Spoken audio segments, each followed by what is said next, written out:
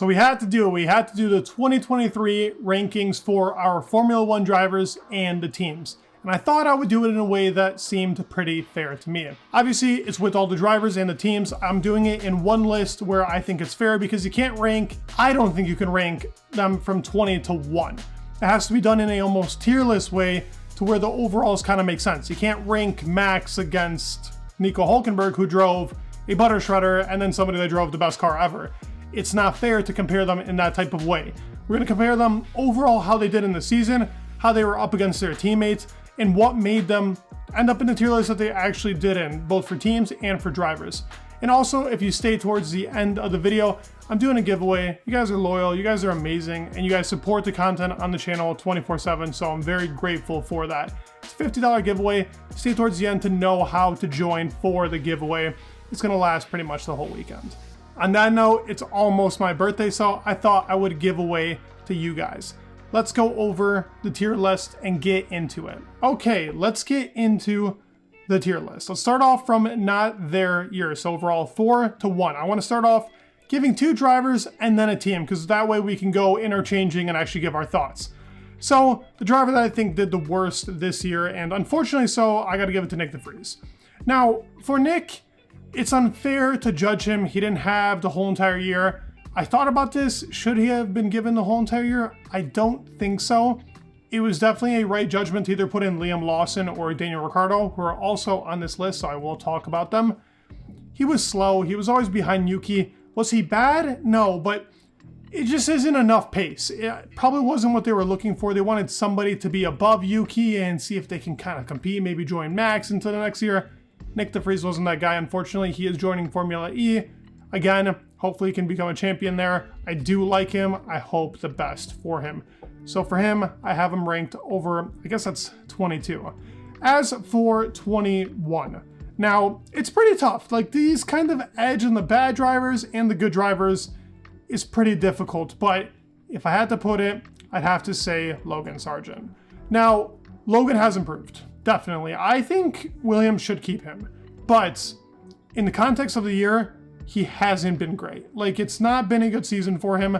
I think, unfortunately, he wasn't able to extract that pace in the beginning of the year. It seemed like the end was becoming better, but he went on like a 6 streak of getting 20th in qualifying due to mistakes, track limits, overall just making problems for the team. He even couldn't have the upgraded car because he crashed so much. He is a rookie. I'm giving him the benefit of the doubt. I do hope he's back next year because he does deserve another season. But Frederick Vesti is looking to take up that seat.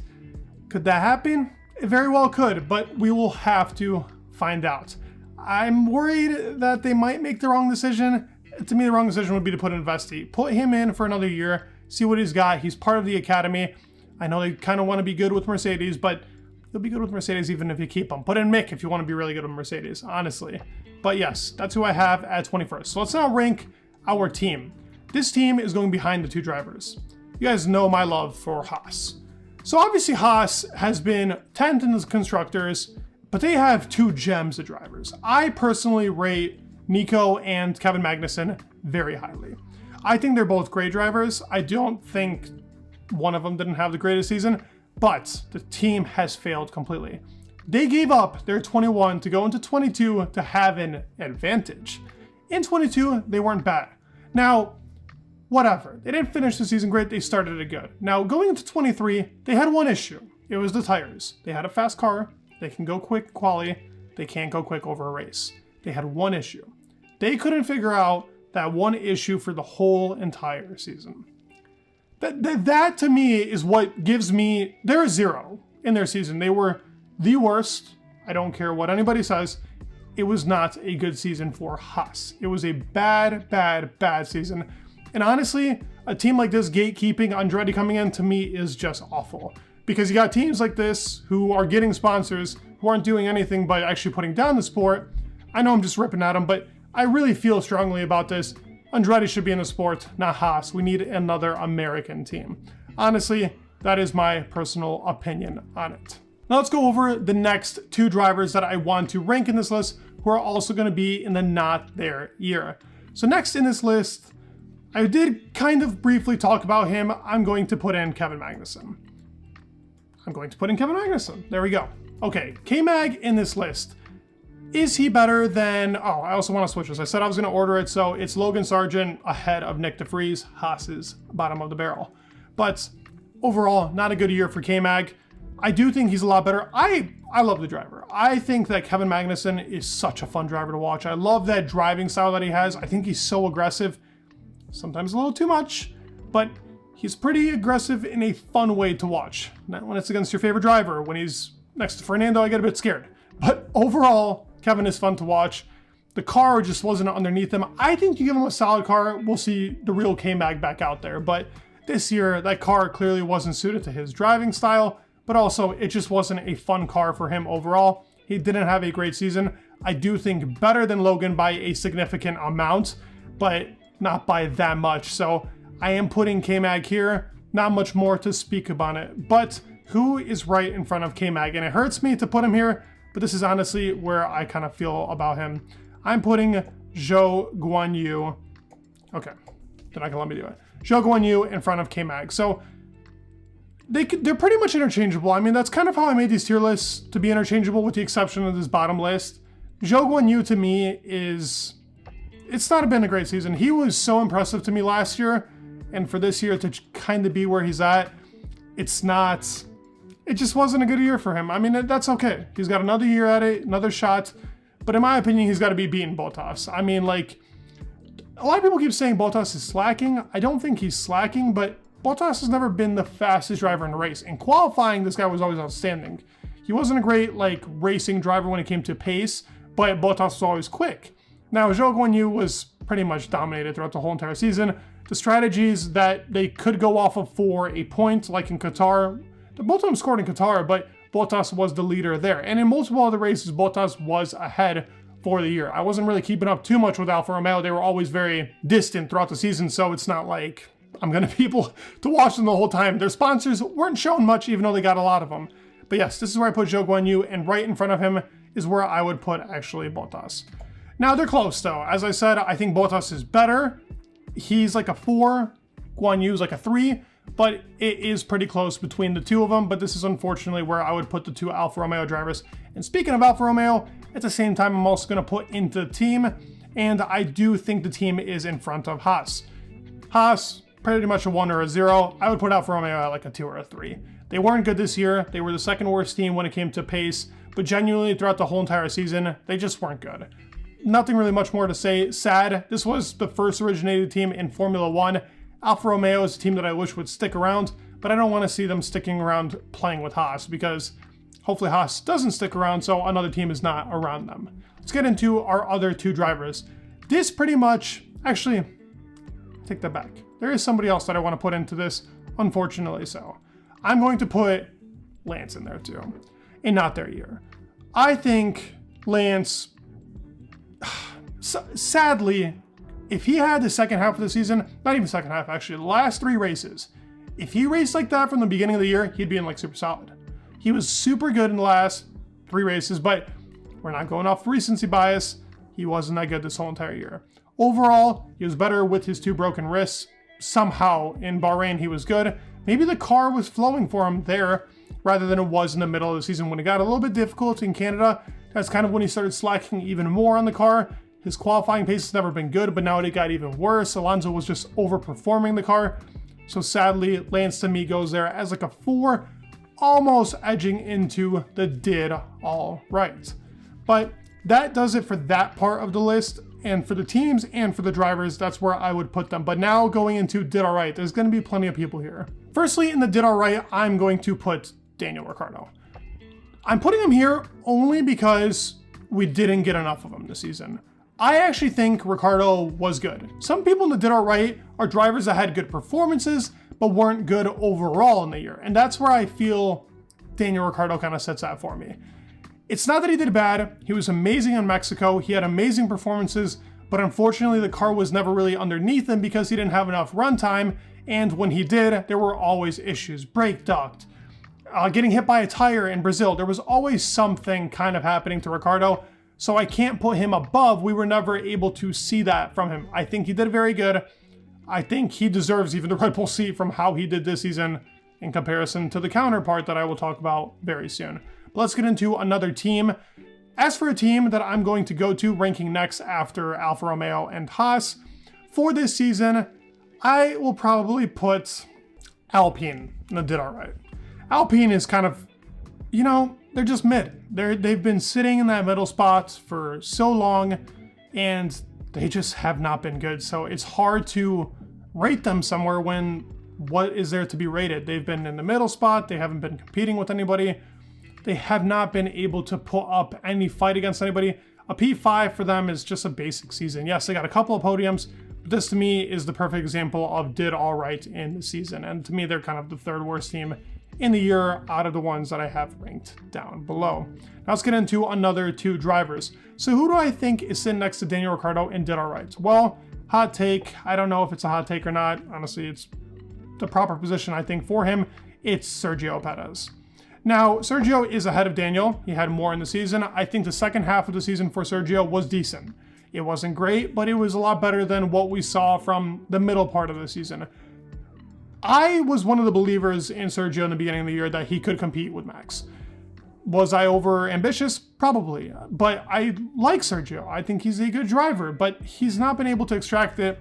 And beautifully said by Alex Albon in a podcast just now, Max is able to adapt to a tricky car a lot better than anybody else is. Not that the driving style is adapted to him, but he's able to adapt to that tricky car. Perez just unfortunately can't do that. They weren't able to make the car to his settings, and for that reason, he was always behind Max and was never able to get to grips with him, which to me is unfortunate because I think he's a good driver, but he's in the wrong team as of right now. Next to Sergio, maybe another hot take, I'm going with George Russell. Yep, George Russell is also sitting in the did all right pretty much next to Sergio. They're pretty much even in how they did in the year. He was always behind his teammate. While it was a closer qualifying gap in the race, it never was really close. He had an outstanding performance in Qatar. Like, George was amazing in Qatar. He was good in Abu Dhabi. He would have been good in Australia if it wasn't for the unfortunate engine thing that happened, but it wasn't a good year for him. I think all these drivers actually did much better than George Russell himself, which is unfortunate. He's a good driver and he deserves a lot more from the team. It was a tricky year, tricky car. I'm going to give him the benefit of the doubt, but yet again, he's next to Sergio for me. And now let's get into a team, and the team that I would put in front of Alpine would be AlphaTauri. AlphaTauri exceeded their expectations by the end of the year, but that's it. They weren't good in the middle part of the year. They weren't good in a lot of other parts of the year. It just wasn't a good season for them. They started bottom, but they made their way to the top with a whole bunch of upgrades. While they are a Red Bull sister team, I think they performed a little bit better than Alpine, who was just kind of mid, went nowhere the whole entire season. AlphaTauri to me was kind of sitting in that sixth spot, so that's why I got them ahead. Not much more to be said for them. But let's talk about who else is in the did all right. Now, we're dwindling it down to now where the drivers are going to go into still very good, super solid, and chef's kiss. But there's one more driver that I want to include in here, and that to me is Esteban Ocon. Esteban Ocon had a podium in Monaco, but that was the highlight of his year. All the rest of it, Las Vegas was good, but he was very lucky with the circumstances that happened, so I'm not going to be like, wow, that was the best performance ever. It was a great performance by him, don't get me wrong, but it wasn't something out of the ordinary. He got lucky with the safety car. Unfortunately, a lot of other drivers didn't. Pierre was ahead the whole entire race. The setup that they had on him didn't really do him good, but Pierre has been beating him all year. He's been with this team 3 years, 2020, 2021, 2022. This is actually his fourth year with this team. 4 years with this team, and Pierre comes here and automatically he's beating him. Japan, Gasly was a faster driver. They should have given him a position. That becomes a kerfuffle. Even if the strategy was made right in Monaco, Gasly would have been ahead. I remember that even being a topic of discussion for that race when it ended. So it comes to show you kind of the rankings. It's hard to rank them, but Ocon has not been great this season. Did all right for me. He's had better seasons, and with the team that just came in, you gotta beat him, but he did not. So with that being said, we can now rank another team. And this other team is gonna go in still very good. For me, out of all these teams, I'm probably gonna put in Aston Martin. Now, this hurts me, obviously, but they did very good. To me, they were overall fifth out of all of the teams. Why do I say that? Well, actually sixth now that I'm looking at it. I guess I got these wrong, but yeah, sixth for Aston Martin. They started really well. They ended pretty okay. I mean, like, actually, there's another team that I could actually kind of put up here with them, but I'm going to keep Aston Martin in here. I'm going to keep Aston Martin in here because they need to do better. They fell through the beginning of the year. They were the second best car. They were claiming at some point to fight Red Bull, and then, oh, all of a sudden now they can't fight Red Bull. Now they're hoping for points, fighting different things. No, it can't be like that. Their development has to be a lot better. There were a lot of unfortunate circumstances for them with moving into the new factory and upgrades not being delivered when they needed to be delivered. There was a lot of stuff that did happen, which is unfortunate for them, but still other teams are dealing with it constantly and teams are making the best out of it. McLaren was also moving. They don't have their new wind tunnel yet, so there is no excuse. Aston Martin needs to do better, but overall a solid season. A lot better than last year. Last year I wouldn't have had them rated in between an 8 or a 7 at all, so good for Aston Martin to even have themselves up here. It's an improvement. They should still be very happy about it. Let's get into the next couple of drivers. This is where the list is going to be, I think, the majority of it. And I'm going to put in right away Liam Lawson. Now, yep, Liam only had like 4 races, but he was great in all 4 of them, with the exception of Qatar, 4 or 5 races. He was good in everything but Qatar.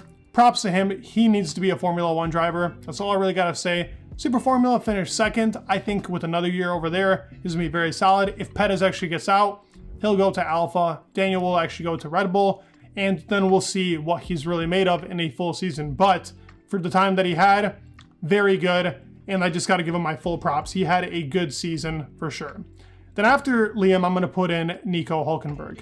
People are underrating him. He was so good in a car that was so bad. He did much better than his counterpart. He beat him in most qualifyings in the race. By the way, that Austria race, does anybody remember how good he was? He did so well in that. Whenever the car was decent, he tried. Mexico, he almost got a point, defending for his life on those tires that are literally just shredding under him. I feel like driving the Haas car probably feels like how Lewis Hamilton did in 2020 when he finished Silverstone on the 3 tires. That's how it feels like driving that car 24/7 probably. It is such a bad car and so many issues with it. So for that reason, I got to put Nico here because he still was inconsistent, but he was still good. Very good in comparison to his counterpart. Now to rate another team, I would put in Williams just the tad bit ahead of Aston Martin. That is because they blew our expectations. Did anybody expect Williams to actually be here? I don't think so. I had them rated lowest coming into this year, but they completely showed the Williams way. Impressed. Alex Albon was just magnificent. Chef's kiss from him. He did awesome, and the team overall should be happy with this. To go from 10th to 7th is a big deal, and they were the better car overall in the year than AlphaTauri, and they were the better team overall than Aston Martin. They were good in their pit stops. Their strategies were right. They made a lot of right calls. I got to give it to Williams and put him up here. Let's talk about another 2 drivers. So here's where it gets tricky. Who am I going to put up here? Everybody here, to me, has had extremely solid seasons. It's almost close to super solid, but that's it. Consistency matters there. There's still inconsistent drives here. So the next person that I'm actually going to put in this list is going to be, for me, Pierre Gasly.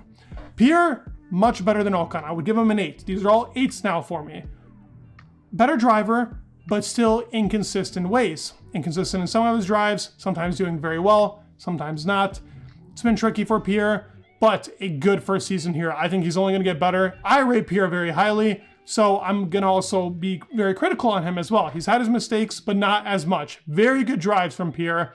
Definitely deserves to be up here in the upper part of the echelon. But right after that, I'm going to put in Yuki Tsunoda. Yuki impressed me completely. I actually didn't have much hope for him. I actually had Nick de Vries ahead of him in my driver rankings in the beginning of the year. I thought Yuki was going to disappoint me, but Yuki was like, you know what? I can shut up Unchained.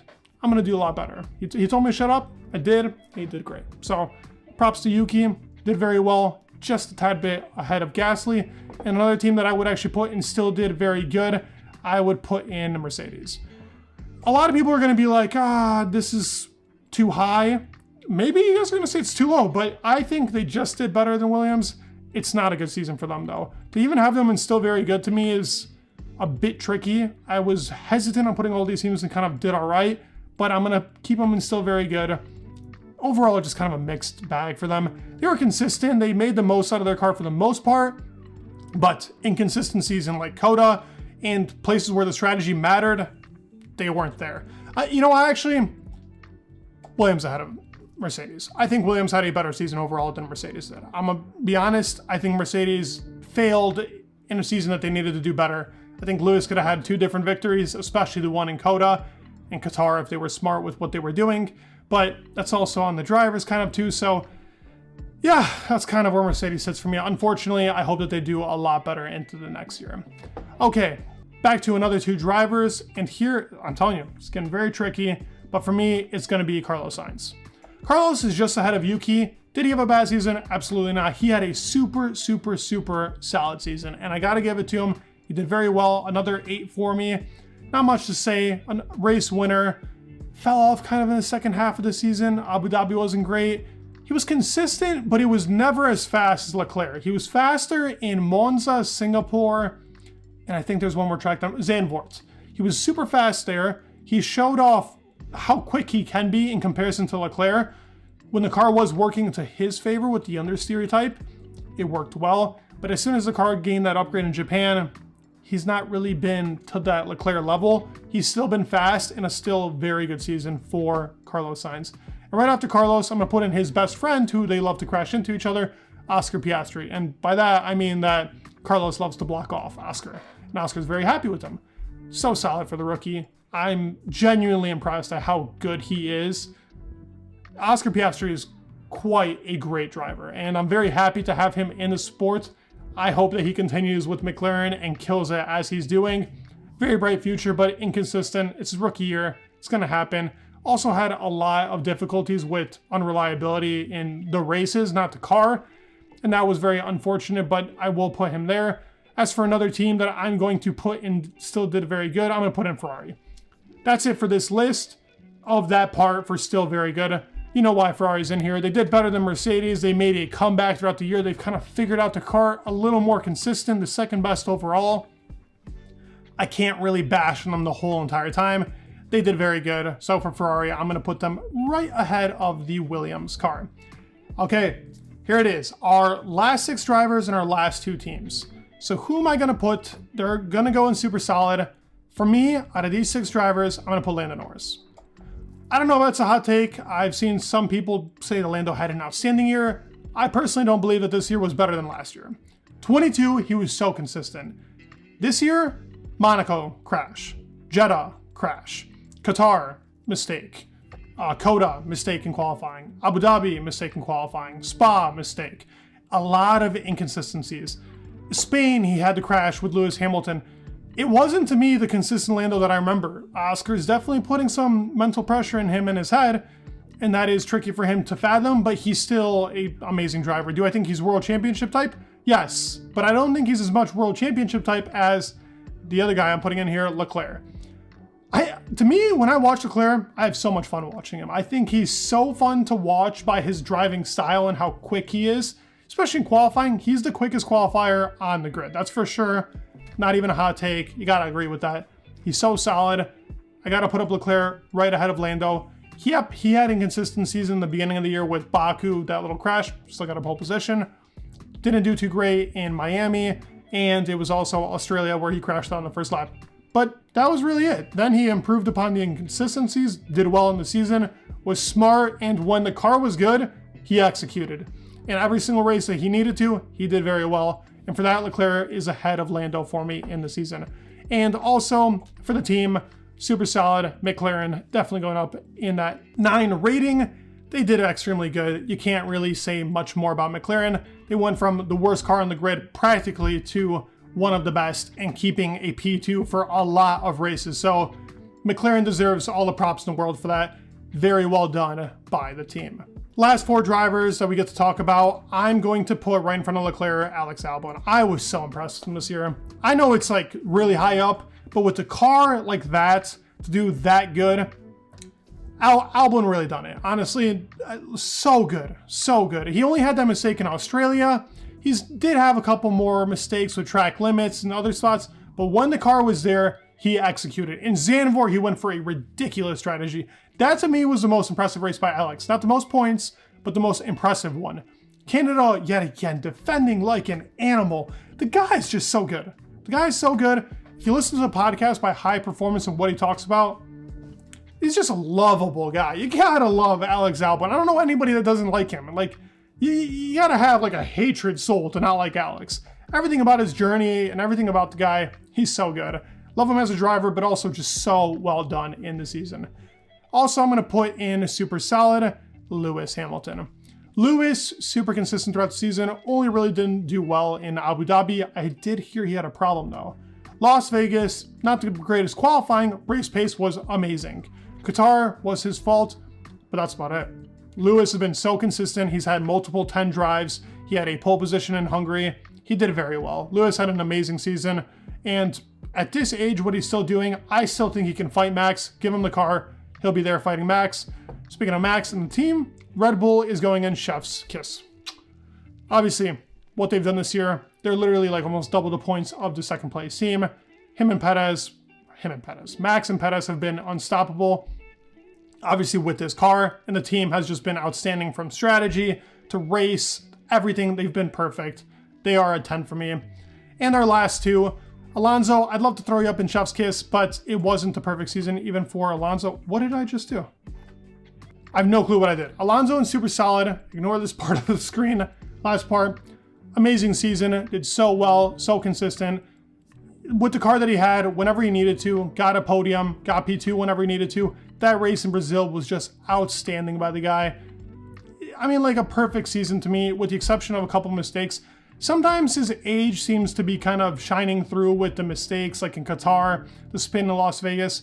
It's not very Alonso-like to me, but whenever the car was there, he delivered. And even when the car wasn't there, he still delivered. Zandvoort, insane performance, almost even won the race. Monaco, the qualifying. He gave us, I think, the highlight of the year in Monaco qualifying. So for me, Alonso a 9. And do I even got to say why Max is 10? Like, the best driver, absolute chef's kiss in the season. He's better than the team because he made the team what the team is. Max, outstanding. Not much to say. Broken records on records on records. Max Verstappen is the best driver of the year, and he tops what I think is a fairly done rankings list. I'd love to know your thoughts down below. And for the giveaway, leave a comment. Make sure you subscribe to the channel and like the video. Leave a comment saying what's your favorite video you've seen of mine. I'm going to put you in a draw for that $50 Amazon gift card.